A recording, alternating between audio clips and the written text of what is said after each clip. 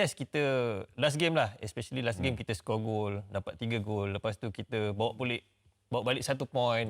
Memang kita happy, kita gembira, tapi yang jadi tak lenanya, macam awak cakap lah, sepatutnya kita layak ke round of 16. Itu bagi saya satu kerugian yang Betul lah, ya. kesilapan yang sepatutnya kita mampu sebenarnya.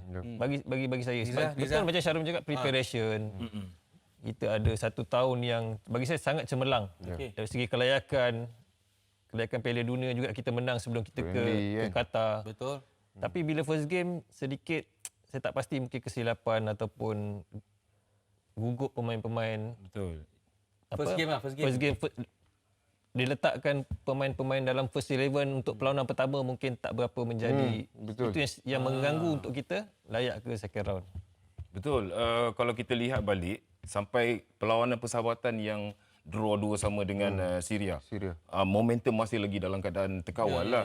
Jadi bila startnya game lawan Jordan, saya tak tahu yang saya nampak mungkin salah percaturan lah saya rasa. Sebab kalau andai kata tanya saya, first game tu yang sebenarnya paling penting. And then saya ada dengar Razman cakap jugalah, macam kita tak menghormati kekuatan pasukan Jordan tu lah. Kita tahu pasukan tu lagi tinggi ranking pada kita. Salah percaturan ke salah pemain? Pemain pun dia juga. Sebab last game lawan Korea, second half, saya ada cakap lah kenapa cara permainan dan first 11 yang lawan Korea ni tak dimainkan masa lawan Jordan lah, itu je lah. Itu saya setuju. Jadi saya rasa merugikan kat situ lah kalau kita kalah. Kita ni sebenarnya kalau kita nak kritik, biar kritik betul-betul. Sebab kita nak kritik ni sebab untuk kebaikan bola sepak, betul. Kita jangan sembunyi-sembunyi. Saya tahu Niza, Syarul Kalla, even Razman Roslan pun ada benda yang terbuku nak kata kan. Okey. Pemilihan pemain itu, terutama dalam perlawanan yang pertama itu, adalah tadi bunga-bunga Syarul Kalla, Niza, percaturan pemain. Bermakna dalam perlawanan pertama tu ada pemain yang mungkin tak tahu nak cakap, mungkin tak sepatutnya berada dalam senarai pemain. Awak tanya saya? Siapa-siapa yang berani menjawab? Saya jawab dulu. Macam ni. Saya punya statement senang je.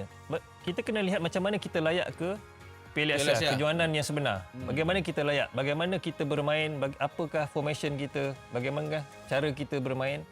Sepatutnya apa yang kita dah buat baik sewaktu kelayakan, kita terjemahkan ataupun teruskan dalam kejuanan yang sebenar. Ibaratnya kita pergi perang, masa kelayakan mungkin kita bawa pistol, bawa senapang, tapi bila game yang sebenar, kita bawa pistol air. Pistol air. Pistol air itu teruk sangat. Contoh. Ini bukan kita nak mengkritik ataupun ini sebagai apa yang kita nampak. Saya rasa saya dapat apa yang Mas sampaikan lah. Sebagai contoh dari segi backline yang kita tahu, kita kan ada pemain yang boleh dikatakan lebih kepada defensive minded kan. Tetapi kita letak pemain yang lebih menyerang. Kalau kita tahu kat situ kita ada bagi saya satu je pure defender adalah Junior Esdal. Kita tahu yang Robin Ong dan juga Matthew Davis adalah 2 pemain yang boleh kata lebih kepada ofensif, yang sering ingin bantu di atas. Tidak boleh dikatakan on tactical defending tu kurang. Tapi apabila pertukaran daripada second game memasukkan Dominic dan juga Syarul Saad, yang kita tahu di dalam high level ini mereka tahu posisi mereka ada tactical defending yang baik. So kita nampak struktur pasukan dari segi bertahan juga baik. Itu sebenarnya saya rasa ada sedikit kesilapan. Okey, kita sabar. Tak coach cakap. Kita nak move on tu game lawan Korea. Game lawan Jordan dengan lawan Bahrain tu tak apalah, walaupun lawan Bahrain tu saya sangat sakit hati. Sebab last minute goal kan. Okey, masa lawan Korea tu. First half. Okey, first half tu kita rasa macam teruk sangat ni.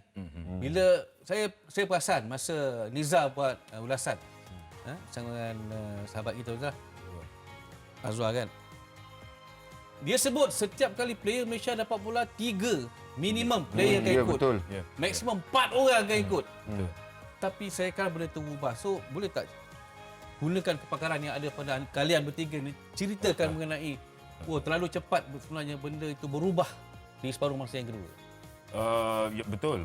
First half, second half pun dia buat juga benda yang sama. 2-3 juga. Tapi rasanya perbezaan first half dengan second half, skor kebalasan saya rasa mereka tambah lagi bila pergi attack tu dengan agresif.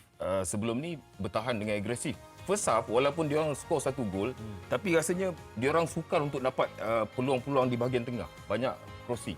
Jadi rasanya kita punya back three memang main baguslah. Even first half pun second half kita tahulah kan result, tapi masuk je second half. Saya rasa kita pun buat benda yang sama juga dekat Korea. Diorang ada bola, 2 orang pergi. Ada peluang siapa dekat pergi dulu pressing kan untuk dapatkan bola itu. Jadi rasanya second half perbezaan tukar itu je saya rasa. Sebab itu yang kita boleh nampak second half memang. And then diorang pun dah nothing to lose lah kan. Second half dah tak ada apa dah pun, kau try lah the best lah untuk betul. mana tahu boleh cipta benda-benda yang berlaku kan. Itu je. Tapi saya tengok daripada first half pun Korea, saya masih lagi percaya yang kita hanya memerlukan satu peluang untuk menjadikan gol. Dan hasilnya benda itu terjadi kerana variasi of attacking pasukan Korea tu kita tengok macam Niza cakap dia masuk kotak tapi dia tak terlalu, kita nampak terlalu bahaya. Mereka skor pun dari segi set piece. Dan kita tengok pergerakan-pergerakan pun apabila mereka meletakkan Son di sebelah kiri, kita tengok okey dia nak ubah, dia nak try tebuk daripada sebelah kiri pula. Tetapi variasi menyerang masih lagi sama. Mereka masih lagi menggerakkan bola, try to dictate play. Mereka tidak terlalu agresif membawa bola ke hadapan. Itu sebenarnya memberi ruang untuk kita counter back. Itu yang terjadi daripada game tu sebenarnya. Setuju kan? Setuju. Dan saya rasa adanya Brandon kan di dalam padang sebenarnya memainkan peranan juga. Ketika menyerang dan juga ketika bertahan. Nampak game awal tak ada, agak kelompongan di situ, tetapi ketika bertemu dengan Korea tu dia ada membantu Steve Olkit ketika menyerang dan juga bertahan.